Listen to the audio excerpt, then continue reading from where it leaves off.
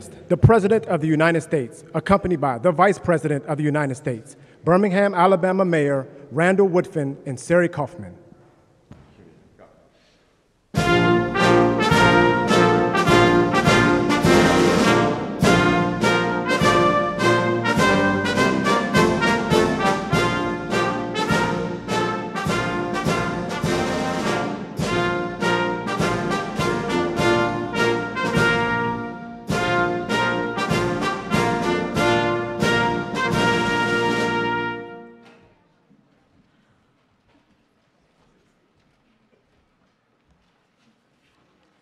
Hello, everyone.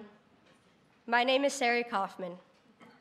When I was 15, a gunman entered my school, Marjorie Stoneman Douglas, and murdered 17 of my classmates, teachers, and friends. Ever since, I've been fighting against gun violence, and I am so happy that we finally have a president and vice president who are making schools safer.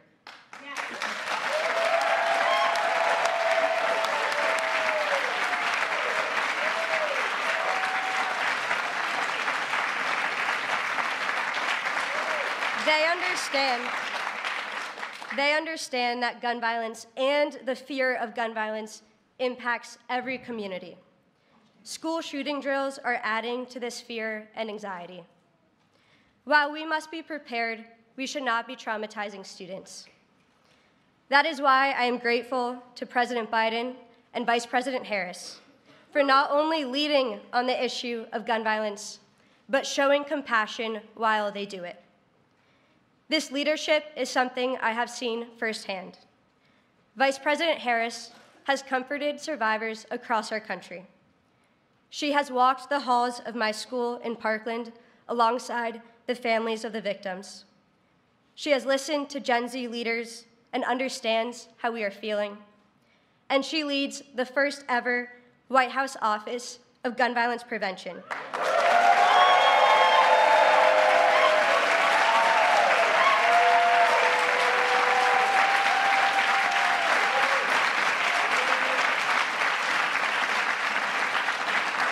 She is continuing her life's work fighting for the safety of all of our communities. And now it is my honor to introduce the Vice President of the United States, Kamala Harris.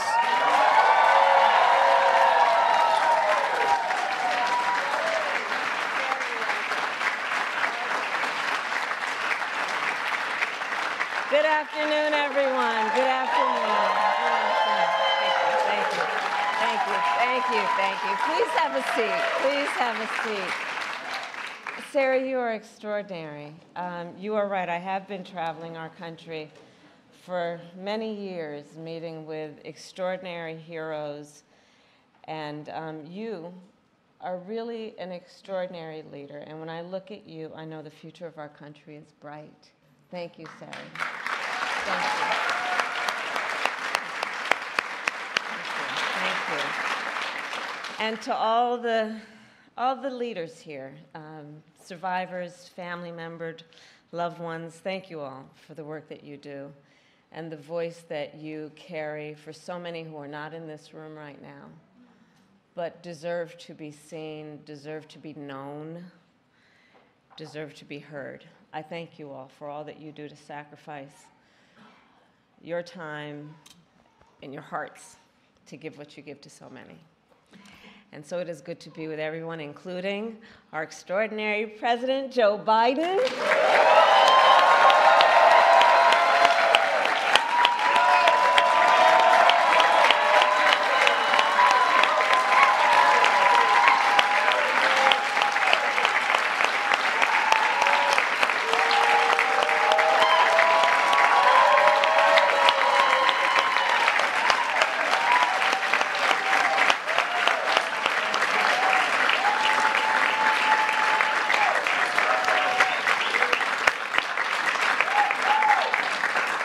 And you know, I have the great blessing and fortune to work alongside our president.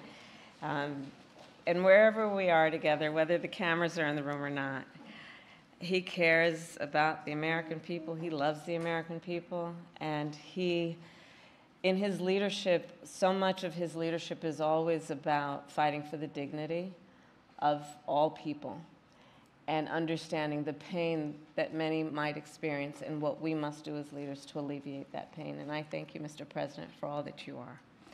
Thank you.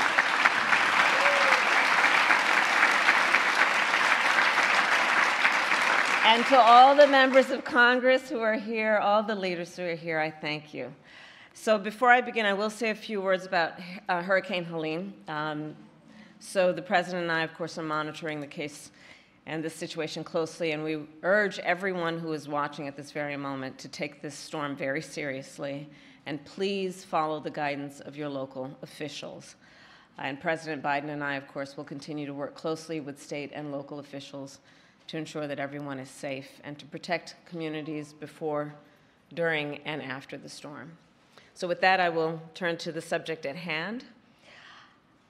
I believe the right to be safe is a civil right.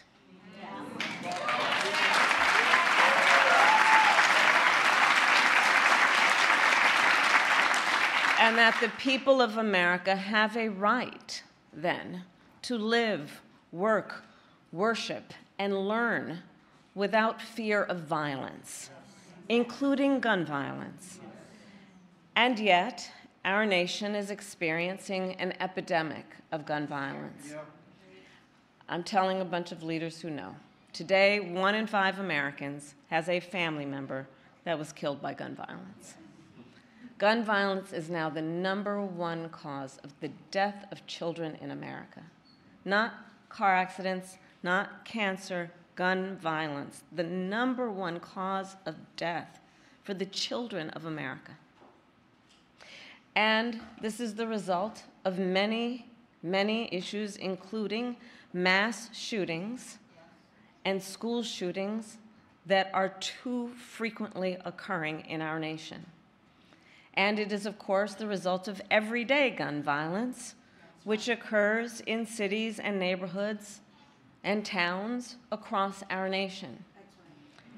And we know that the prevalence of this violence causes trauma that is far too often undiagnosed and untreated,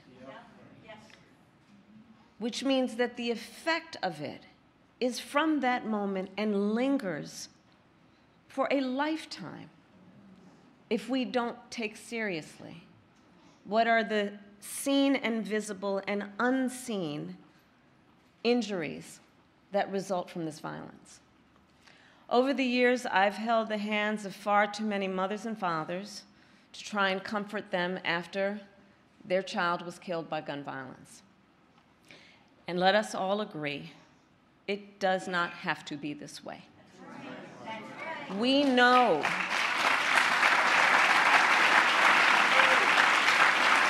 we have in our possession, we know how to stop these tragedies. And it is a false choice to suggest you are either in favor of the Second Amendment or you want to take everyone's guns away. I am in favor of the Second Amendment, and I believe we need to reinstate the assault weapons ban.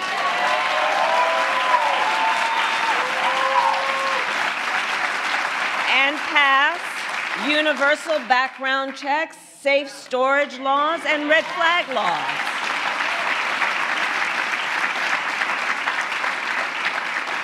When we took office, we promised to take on the crisis of gun violence. And we passed, under the President's leadership, the first major gun safety law in nearly 30 years, a bipartisan law, which includes an historic investment to address the trauma caused by gun violence. We are hiring 14,000 new mental health counselors in public schools across our nation. We need to hire more. We need to hire more. But it is the single largest investment in student mental health in history. And for as much as we have accomplished, more must be done. We need more leaders. We need more leaders like the leaders in this room, in Congress, who have the courage to take action, to stand up to the gun lobby, and to put the lives of our children first. Last week,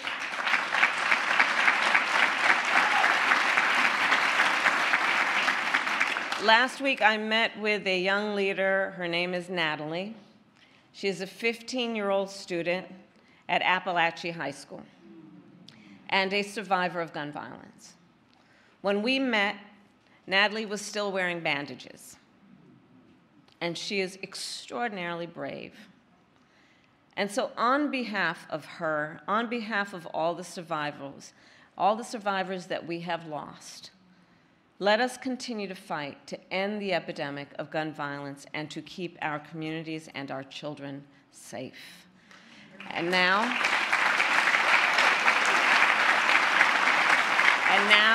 it is my great honor to introduce a leader and a friend who understands the urgency of this crisis. He is a mayor who knows firsthand what it is like to lose a loved one to gun violence and to see his community shaken by tragedy. A dear friend who is not only a local leader, but a national leader. Please welcome Mayor Randall Woodfin.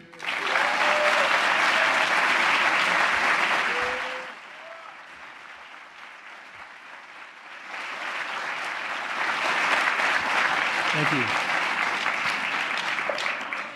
Thank you. Thank you. Thank you. Thank you, everyone, and thank you for the introduction, Madam Vice President. As stated, my name is Randall Woodfin. I am honored to serve as mayor of the city of Birmingham, Alabama. I want you all to know that I am not here representing myself. I am here representing the 200,000 residents I serve. Gun violence. Gun violence is what I would say, very personal to me. Because I know the scream of a mother when her child is killed. I know that because I heard it from the voice of my own mother when my brother was killed by gun violence. I know that scream, I heard that scream again this past Saturday as the lives of 4 people were stolen and 17 other victims were shot during a horrific mass shooting in Birmingham. Saving lives. Saving lives should not be partisan. That's right. Saving lives should not be Democrat or a Republican thing.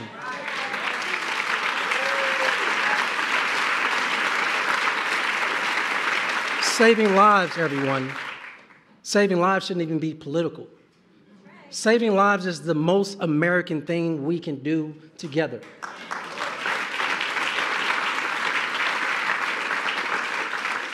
And so we've been working with our U.S. Attorney, with the Justice Department, to get machine gun conversions like Glock switches off our city streets.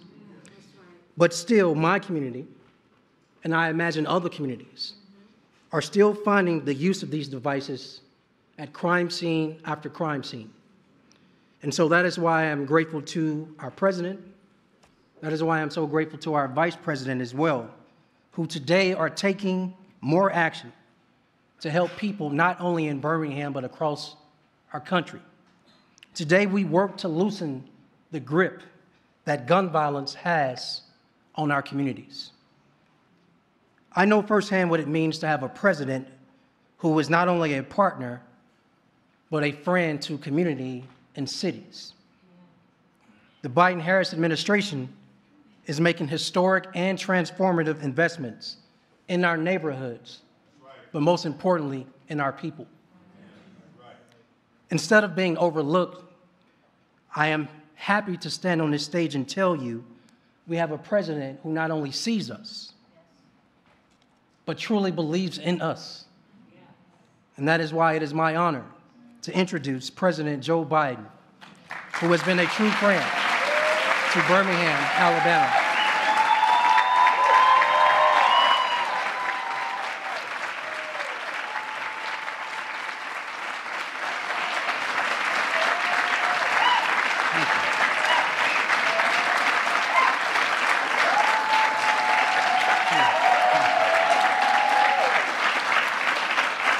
Thank you. Please, thank you.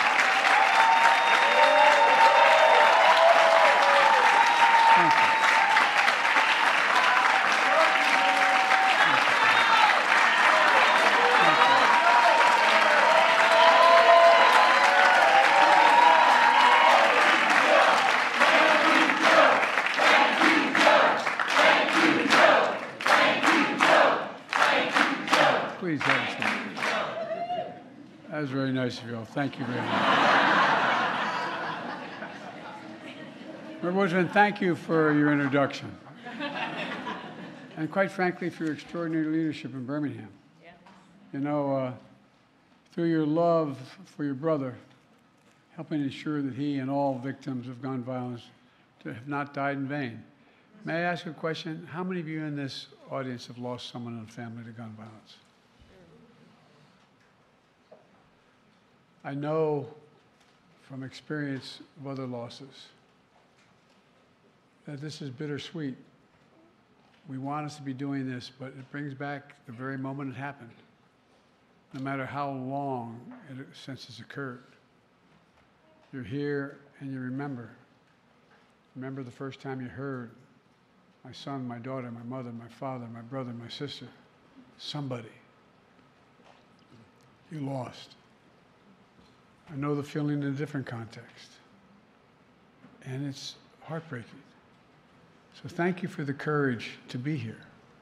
I know the intensity of your feelings, but thank you, because it really does require to relive the moment it occurred, and that's tough. And I don't think people who haven't been through the loss of someone through an accident or through violence fully understands it until it happens, and I hope that doesn't happen to the rest of you in any circumstance. So thank you, Sari, for sharing your story, and your classmates, your teachers, your friends in Parkland. You know, an extraordinary courage inspires a nation, and we stand with you, for real. Quite frankly, you inspired me when I met many of you after that tragedy. Before I begin, let me speak to our preparedness, again, very briefly, for the hurricane, Helene. We're expecting a catastrophic storm, winds and flooding throughout the southeast, starting in Florida right now. Kamala and I have been briefed and spent many hours with FEMA, including recently. Ambassador Griswold is on the scene tomorrow. I've directed FEMA to work with the state partners to take proactive measures to ensure the communities in Florida, Georgia, North Carolina, Alabama, Tennessee, South Carolina, and other states have the support and the resources they need. That includes improving pre-landfall emergency declaration requests from the governors of Florida, Georgia, North Carolina, and Alabama. In my direction, more than 1,000 federal personnel have already been deployed to those areas. We have search and rescue teams, medical teams, power restoration teams, generators, water, food on the ground and ready to support families throughout the coming days. But let me say this, everyone needs to take it seriously, extremely seriously. The potential storm surge is well beyond the immediate path of the hurricane, could be significant and deadly. You know, for you and your family's sake, I urge everyone in and near the path of the hurricane to listen to local officials and follow evacuation orders and when told to do so. Remember, 2 years ago, just 2 years ago, 150 people were killed when the surge was only 14 feet. Now the surge is expected to be up to 20 feet. 20 feet. So take this seriously. From the bottom of my heart, please take it seriously, anybody listening to this. And because, anyway, the tendency is to say, I can do this, but you can't. 20-foot storm surge, you can't. Folks, now for the reason we're here today. I want to thank Vice President Harris and members of our cabinet, members of the Congress, including Birmingham's extraordinary Congressman Terry Sewell. Terry, stand up. Stand up.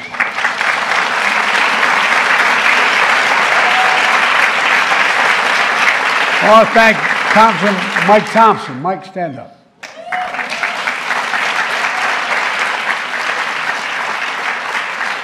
And a good friend, one of the brightest people I know, Jamie Raskin. Jamie, stand up.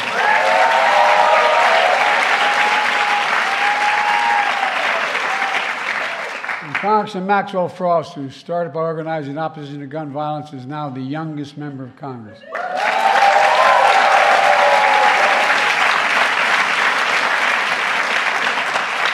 Even when I was the second youngest senator in history, I never had that much hair.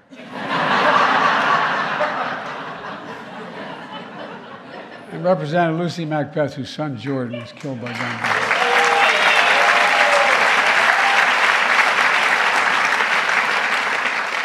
Thanks, Lucy. Thanks for being here. I know events like this are difficult. Look, folks, I want to thank you for the courage, and I also want to thank the chiefs of police and sheriffs, to all the advocates and allies, and especially to the survivors and families, many of whom I've met with. Jill and I have gotten to know some of you very well over the years. Thank you for being here. With absolute courage, you've turned your pain into purpose.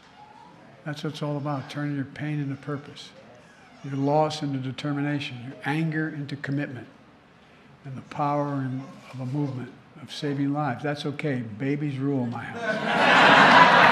Don't worry about it. This past Monday, the FBI released data showing how crime is down in America. The year before we came to the presidency, we saw the biggest increase in murder rates on record. Last year, we saw the largest decrease in murder rates nationwide.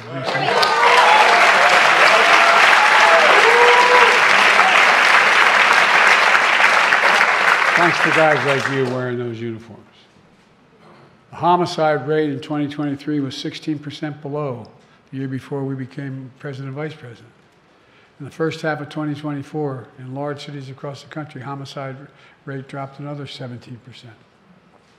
Last year, we also saw the lowest rates of all violent crime in more than 50 years. Murder, rape, aggravated assault, robbery all dropped along with burglary, property crime. It matters. And together we're making clear, if you want to talk about reducing crime and violence in America, you need to talk about guns in America.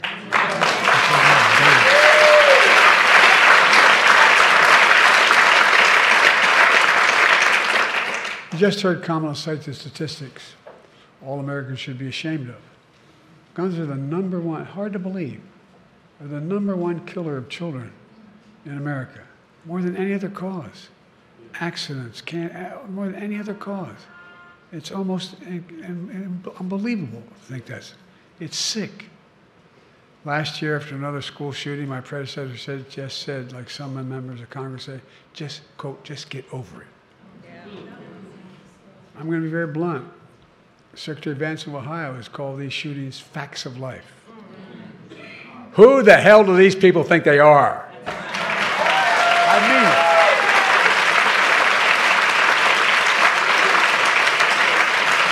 Think about it. The only industry that is exempted by law from being investigated and being dealt with is the gun industry. Imagine had that be the case with the tobacco industry. What cancer would be like. I mean it sincerely. Think about this. This time last year, we stood in the Rose Garden to launch the first ever White House Office of Gun Violence Prevention.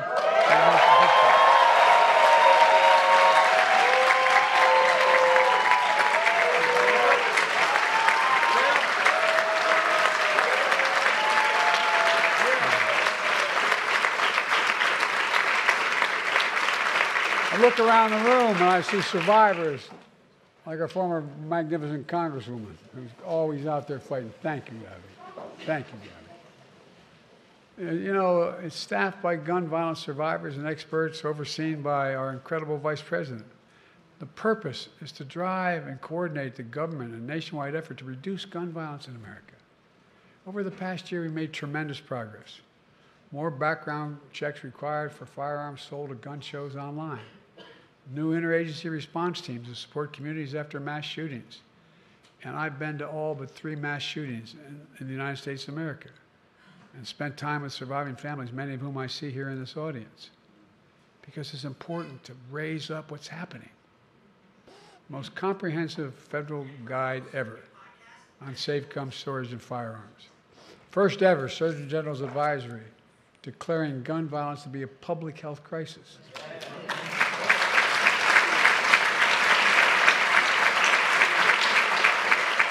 By the way, parenthetically, as I travel the world with other world leaders, they ask, do you really have do you say you have a public health crisis with gun violence? Well, today I'm proud to announce a new executive order. That's going to do 2 additional things. First, the executive order will establish a new federal task force on emerging firearm threats. Previously, my administration took action to crack down on private manufacturers of firearms, including kits of so-called ghost guns. This is probably the only audience knows what ghost guns are. They don't have to have a serial number. Guns don't have serial numbers. It's hard for them to track back to the shooter and hold them accountable when something happens. But today we're taking the next step. Our new task force will address 3D printed firearms. And for those listening, everybody in this room knows what that is. But they actually can produce a plastic firearm with a 3D printer. That, magnetometers can't detect these, or they don't have a serial number. This task force is all going to tackle machine gun conversion devices, mentioned by the mayor.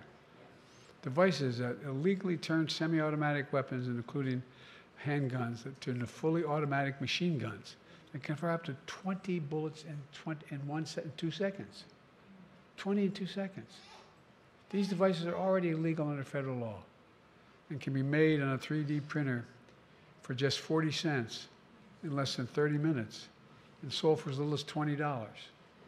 But local law enforcement in cities across the country tell me the streets are flooded with machine gun conversion devices.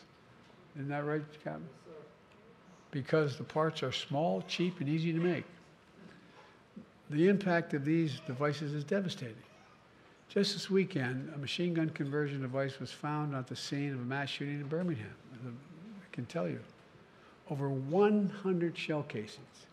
100 shell casings are found, including 4 killed and 18 injured. And the community is shattered. Enough. Within 90 days of our task force, will send me a risk assessment and a strategy to address these emerging firearm threats. It's about sending a clear message. Don't worry about the babe. It's okay. Really. Sending a clear message to local law enforcement, the cities across the country. We're to help, and together we can save lives. Look, the second part of this executive order relates to active shooter drills in schools. You know, it's a good thing, but people don't, you all understand, many of you in here, but the psychological impact that has on a child. You know, I'm old enough, we used to have drills for, duck and cover for nuclear devices.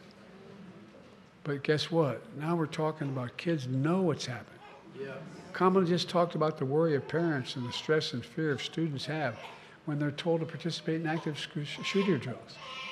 The lack of guidance today on how to prepare students while minimizing the trauma of active shooter drills is unacceptable.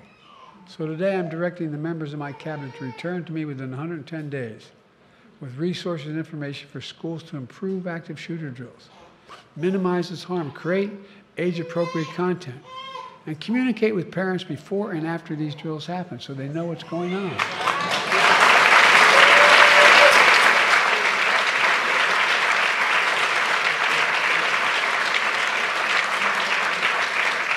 Folks, we just have to do better, and we can do better. But that's not all. Today, my administration is also announcing a whole series of new actions to address gun violence. We're releasing a new tool with resources to help schools communicate with parents about safety of storing firearms in their homes. And by the way,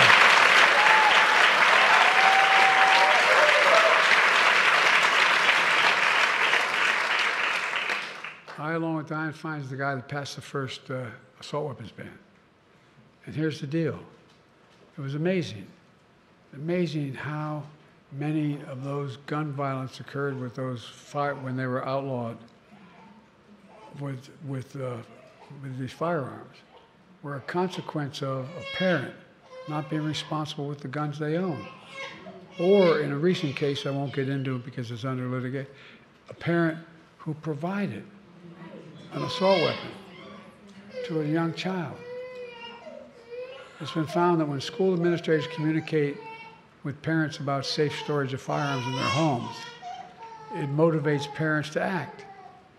We're awarding $135 million on top of the $238 million we've already awarded last year to 48 states for crisis intervention.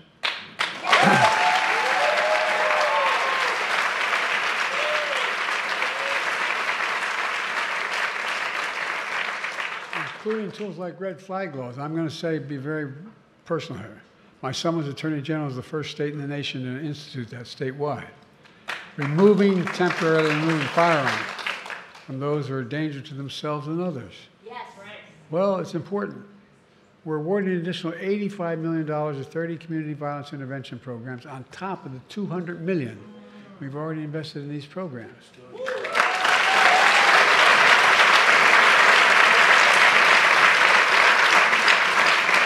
As you all know, these local intervention programs stop shootings before they happen, utilizing trusted messengers, community members, leaders to work directly with people at risk or the most vulnerable to gun violence. And folks, all these new actions build on the historic steps we've already taken since I took office to address gun violence in America. Through the American Rescue Plan, which, by the way, not a single one of the opposition voted for. I don't say that for political reasons. I say that to make sure people understand it's not costless to do that. To help deliver more than $15 billion, the largest investment ever in public safety. Let me say it again. All our opponents voted against the largest funding ever in public safety. I also announced a dozen executive orders to reduce gun violence more than any of my predecessors. And with your help, we passed the Bipartisan Safer Communities Act, the most significant gun violence in 30 years.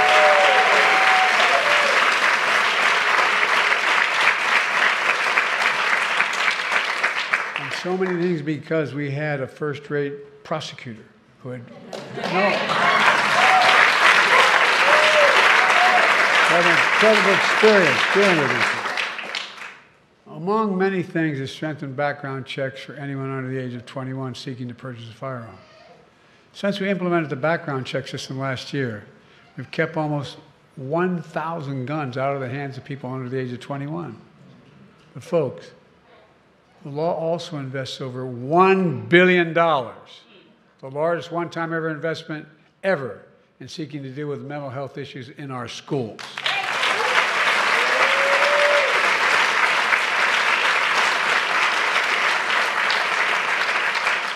Help them deal with the grief and trauma of gun violence and other traumatic experiences. We spent a lot of time, didn't we, with those kids? Afraid to go back to school. Not an unusual thing to be concerned about if you've sat there and the kid sitting next to you at your desk gets shot and killed.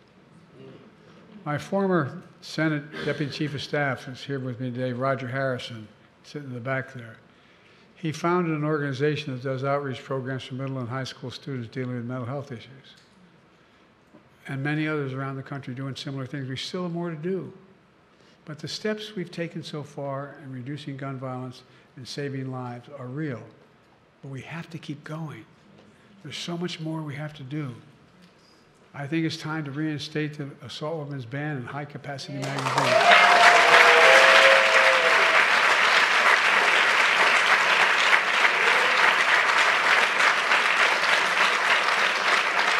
When I was a senator and I introduced the first effort to ban those weapons, I literally was walking through the swamps of in southern Delaware, down in the area where the swamps and ridges are. There was a guy fishing, and he looked at me and he said, "Biden, what the hell are you going to take my gun for? What are you take my assault weapon?" He was fishing. And I said, "True story." And I said, "You need that?" He said, "Yeah." I said, "You must be one hell of a lousy shot. And I don't see a lot of deer running around here wearing Kevlar vests." So, "Well, that's not, why do you have it?" "Well, I hunt." "You hunt like hell." Look, it's time we establish universal background checks. Universal. And require safe storage of firearms. I mean it. Start holding parents accountable for being negligent.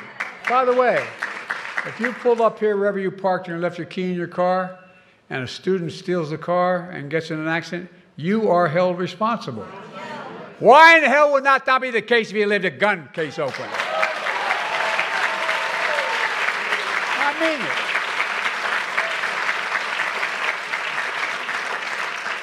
And I've been fighting for this. I'm going to continue after I leave this office.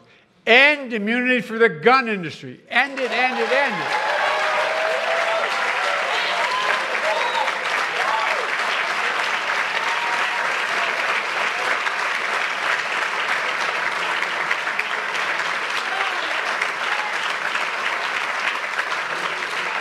Look, folks,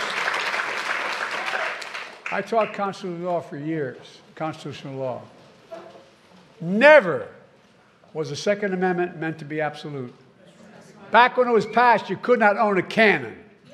No, I'm not joking. People like the liberty of Americans is water with the blood of patriots. Like hell.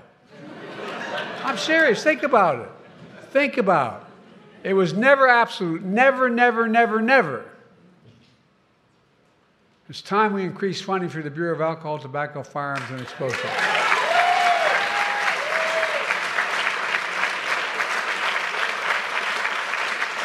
Another law enforcement agency to deal with crime and solve crimes faster. We get a lot of heat from the other guy. She gets a lot of heat from the other guy talking about we're not helping. We're the ones funding cops. We're the ones funding these things. It's time to increase funding to help victims of crime and support community groups helping and hurting people hurting from gun violence. I really mean it.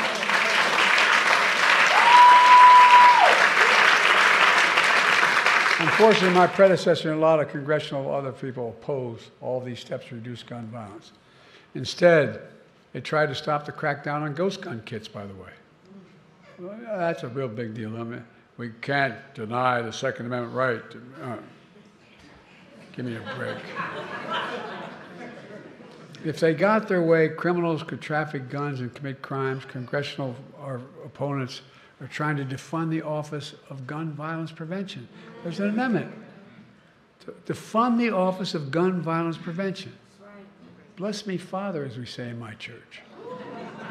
They attack the FBI and want to abolish the Bureau of Alcohol, Tobacco, and Firearms and Explosives. By the way, that's written out, which is responsible for fighting gun crimes.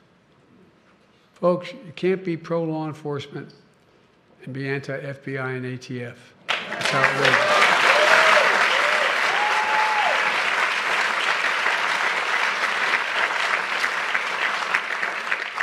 Well, that's why we're here today, and why this is so important. We need your help in fighting and standing up to the gun lobby, gun manufacturers, the politicians who oppose common sense gun legislation.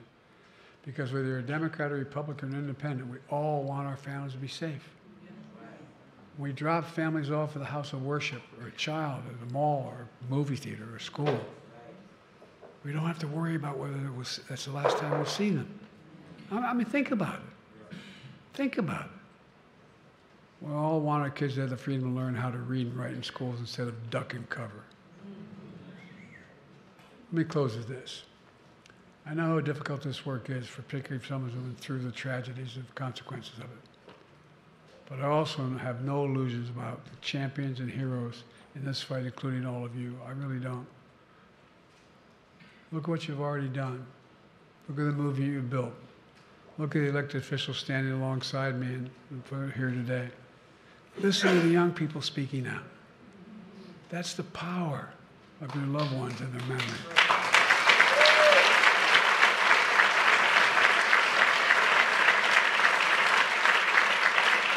And that's the power of this movement. It's the power of America. We just have to keep going and have faith in who we are. Yes. Ladies and gentlemen, we're the United States of America. There is nothing beyond our capacity. Nothing, nothing, nothing. I mean that. I swear to God, I know I look like I'm only 40, but I'm 100 years old. I've been around a long time. I really mean it. There's nothing beyond our capacity. We're the only nation in the world, as a student of history, I can tell you, that's come out of every crisis stronger than when we went in. And we got to come out stronger now. Now I'm going to sign this executive order. Thank you, thank you, thank you.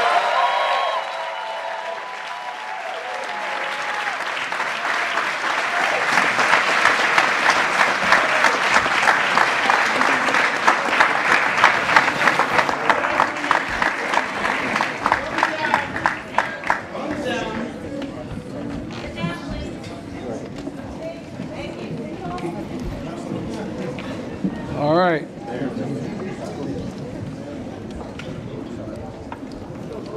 What I'm about to sign is combating emerging firearms threats and improving school-based active shooter drills. Never thought I'd have to sign something like this, but we do. And we thank you. Thank you. Bravo. Bravo.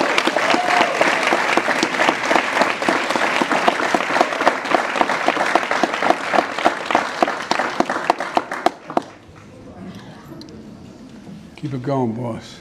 Thank you. Distinguished guests, please remain in your seats as the President and Vice President departs. Thank you. All right. By the way, see this guy here? Spent more time.